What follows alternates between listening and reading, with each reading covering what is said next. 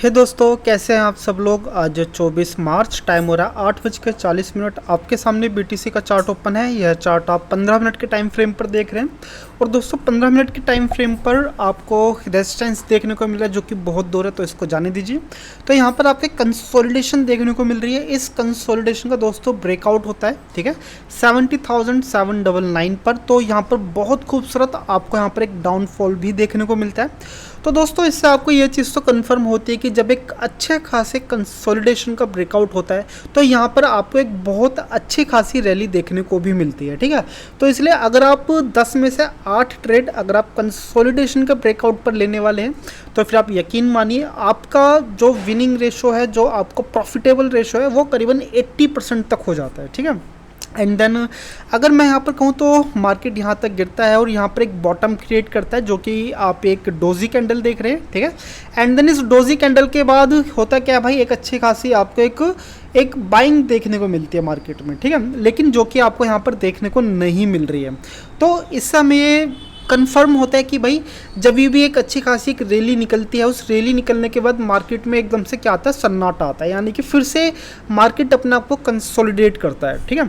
तो फिर चलिए हम यहाँ पर 5 मिनट के टाइम फ्रेम पर चलते हैं, क्योंकि ट्रेडिंग तो हमें 5 मिनट के टाइम फ्रेम पर ही करनी होती है। तो यहाँ पर अगर आप कैंडल्स के साइज़ देखेंगे तो आपको यहाँ पर कंफर्म होगा कि भाई यहाँ पर मार्केट में किसी भी तरह का कोई अच्छा खासा आपको एक मूवमेंट देखने को नहीं मिलता। मोमेंटम यहाँ पर है ही नहीं, ठीक है। तो मार्केट यहाँ पे कंसोलिडेट कर रहा है। तो जब मार्केट में कोई मोमेंटम ही नहीं है, कंसोलिडेशन के फेज़ में मार्केट होता है, तो आपको वहाँ पर क्या करना चाहिए भाई, आपको वहाँ पे मार्केट से दूर रहना चाहिए और आपको इंतज़ार करना चाहिए एक अच्छी खासी रैली का। अब देखिए यहाँ पर 2 चीज़ें हो सकती हैं। पहली चीज़ क्या है कि यहाँ पर मार्केट अपने आप को कंसोलिडेट करे और आपको एक बाइंग फेज़ देखने को मिले, ठीक है। दूसरा हो सकता है कि भाई यहाँ पर मार्केट में कंसोलिडेशन के बाद एक अच्छा खासा आपको यहाँ पर एक डाउनफॉल देखने को मिले। लेकिन जैसा कि मैंने आपको कहा कि भाई 15 मिनट के टाइम फ्रेम पर देखो मार्केट अपने चाहे वो बेस हो, सपोर्ट हो, चाहे वो रेजिस्टेंस हो, दोनों को ही क्या देता है, रिस्पेक्ट देता है, ठीक है। अगर आप यहाँ पर सेलिंग की तरफ जाने वाले हैं तो भाई संभल के, ठीक है, आप अपने आप को सेफ कर लीजिए सपोर्ट पे आने से पहले। चाहे बेशक यहाँ पे एक अच्छा खासा ब्रेकआउट क्यों ना हो जाए, कोई बात नहीं, लेकिन यहाँ पर पहुँचने से पहले आपको कम से कम नहीं तो भाई कुछ ना कुछ कैपिटल आपको सेव करना चाहिए। अगर आप कैपिटल पे कुछ रिटर्न भी नहीं कमा पा रहे तो कम से कम यहाँ पर आपको न्यूट्रल फेज़ में तो पहुँचना चाहिए सपोर्ट पे पहुँचने से पहले, ठीक है। तो यहाँ पर जो भी कोई एक अच्छा खासा एक ट्रेडिंग सेटअप बनता है, चाहे वो बाइंग की तरफ हो चाहे वो सेलिंग की तरफ हो, जैसे ही बनता है तो मैं आपको इन्फॉर्म करता हूँ। तो हे दोस्तों चलिए यहाँ पर एक बाइंग की तरफ से ट्रेड एग्जीक्यूट करते हैं और एसएल इसी ट्रेड इसी कैंडल की स्पाइक पर यहाँ पर होने वाला है, ठीक है। थोड़ा सा बड़ा एसएल है। मैंने यहाँ पर ट्रेड एग्जीक्यूट करा क्यों है भाई, देखो सिंपल सा लॉजिक है, क्योंकि यहाँ पर आपको एक कंसोलिडेशन देखने को मिल रहा है। इस कंसोलिडेशन का जैसे ही यहाँ पर ब्रेकआउट हुआ है करीबन यहाँ पर, तो वैसे ही मैंने थोड़ा सा ट्रेड एक्चुअली मैंने लेट किया है, क्योंकि मुझे यहाँ पर लग रहा था कि अगर यहाँ पर स्पाइक आनी होगी तो जस्ट यहाँ पर ही आ जानी चाहिए, ठीक है। तो जैसे यहाँ पर इसका कंसोलिडेशन का दोस्तों ब्रेकआउट होता है, मैंने यहाँ पर एक ट्रेड एग्जीक्यूट करा है। और दरअसल देखा जाए तो मेरे को यहाँ पर करीबन 7 मिनट के लिए मुझे यहाँ पर एसएल में बैठे रहना पड़ेगा, क्योंकि देखो अब इस कैंडल की क्लोजिंग में 2 मिनट के आसपास का टाइम है और जैसे ही ये कैंडल क्लोज होगी तो मैं एकदम से अपना ये जो एसएल आप देख रहे हैं, मैं इसको न्यूट्रल नहीं कर सकता, क्योंकि जब नेक्स्ट कैंडल शुरू होगी तो उसको भी स्पेस चाहिए, ठीक है।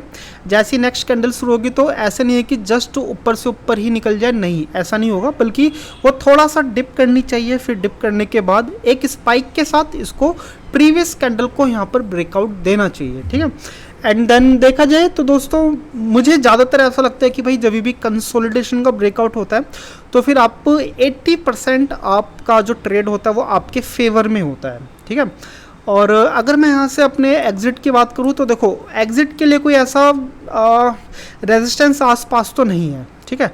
तो मैं यहाँ पर एग्ज़िट प्लान मैं यहाँ पर नहीं कर रहा हूँ, बल्कि मेरा जो फर्स्ट प्रायोरिटी होने वाली है वो होने वाली है कि मैं अपने एसएल को पहले तो मैं न्यूट्रल कर दूँ, ठीक है। एंड देन जैसे जैसे मुझे यहाँ पर मौका मिलेगा तो मैं वैसे वैसे अपना प्रॉफिट थोड़ा सा और बढ़ाता रहूँगा, ठीक है। एंड देन एग्ज़िट का सिंपल सा एक ऑप्शन है कि भाई जब तक कैंडल कुछ इस तरह की नहीं बन जाती, ठीक है, और एक रिजेक्टेड कैंडल नहीं बन जाती, तब तक तो मैं यहाँ से एग्ज़िट नहीं लेने वाला हूँ।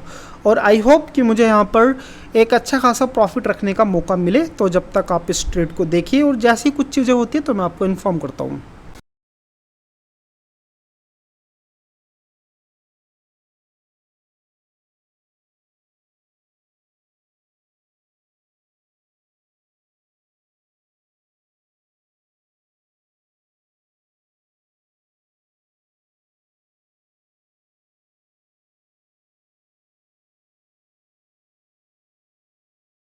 तो हे दोस्तों, यहाँ पर हम थोड़े से प्रॉफिट में हैं और मैं नहीं चाहता कि यहाँ पर एक अच्छा खासा एक स्पाइक नीचे की तरफ आए। तो मैं यहाँ पर थोड़ा सा एक प्रॉफिट का एज मैं यहाँ पर रख लेता हूँ, सिर्फ $26 का। और प्रॉफिट देखो अभी तो कुछ भी नहीं यार, एक तरह से न्यूट्रल ही है। तो आप यहाँ पर कह सकते हैं भाई आप इतने लंबे एसएल में बैठे तो और आप सिर्फ $26 लेके बैठे। तो भाई देखो अगर मार्केट को यहाँ से ऊपर जाना होगा तो यहाँ से चले जाना चाहिए। अगर मार्केट यहाँ पर बहुत लंबा अरसा टाइम सिर्फ और सिर्फ यहीं पर ही निकालते तो दोस्तों यहाँ पर एक रिजेक्टेड कैंडल के साथ भी आप यहाँ से निकल सकते हो, ठीक है। तो जब भी आप कोई ट्रेड लीजिए तो एक प्रॉफिट नहीं रख पाओ तो कोई बात नहीं, लेकिन ट्रेड को न्यूट्रल करना सीखिए, ठीक है। एंड देन देखो अभी कैंडल के पास कितना टाइम बचा है, सिर्फ 2.5 मिनट के आसपास का टाइम बचा है, ठीक है। मार्केट को अगर इसको ऊपर की तरफ जाना होता कैंडल को तो दोस्तों अभी तक ये जा चुका जाना चाहिए, क्योंकि देखो अगर मार्केट नीचे की तरफ जाता है, ठीक है, और वो कैंडल अपने आप को रिटेस्ट कर चुकी थी, जस्ट अपनी प्रीवियस कैंडल को ब्रेकआउट नहीं कर पा रही थी, ठीक है। और जैसे जैसे यहाँ पर टाइम बीतता जाएगा तो दोस्तों वैसे वैसे आपका यहाँ पर लॉस भी बढ़ता जाएगा। तो सिंपल सी बात है, अगर आपके पास थोड़ा बहुत प्रॉफिट दिख रहा है तो अपने ट्रेड को न्यूट्रल कीजिए और बस वहाँ पर एक न्यूट्रल ट्रेड के साथ बैठे, क्योंकि अगर आप न्यूट्रल ट्रेड में भी अगर आप एग्जिट लेते हैं तो आप प्रॉफिट में ही माने जाओगे, ठीक है। तो आज का जो प्रॉफिट है कुछ भी नहीं है, सिर्फ $20-25 के लमसम में एक तरह से न्यूट्रल ट्रेड है। आप बताइए वीडियो आपको कैसी लग रही है और कमेंट कीजिए। अगर आपने यहाँ तक वीडियो देखी है तो आपके लिए बहुत बहुत साधुवाद। चलिए मिलते हैं कल आपसे अब।